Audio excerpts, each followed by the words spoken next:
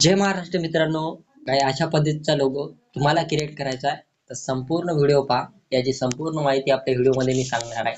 तर चला मित्रांनो, तुमचा लाख मोलाचा वेळ न घालवता आपण आपल्या व्हिडिओला सुरुवात करूया.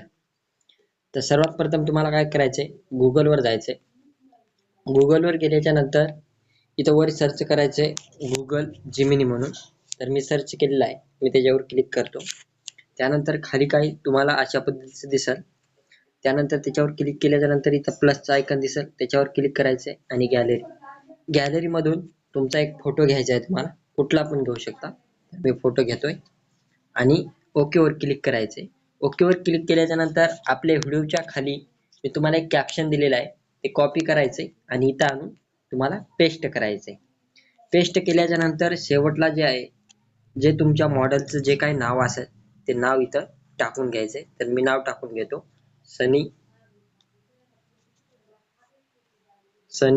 जाधव.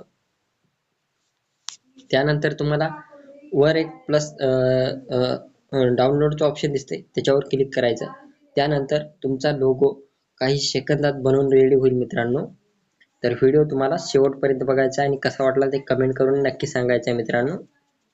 त्यानंतर थोडासा लोड घेत आहे. त्यानंतर बघू शकता लोगो जो आहे तुमचा एकदम रेडी झालेला आहे. तर याला डाउनलोड कसं करायचं, याच्यावर क्लिक करायचं आणि इथं डाउनलोडचं ऑप्शन येऊन जाईल. तुम्ही डाउनलोड करू शकता आणि सरळ हा तुमच्या गॅलरीमध्ये डाउनलोड होऊन जाईल.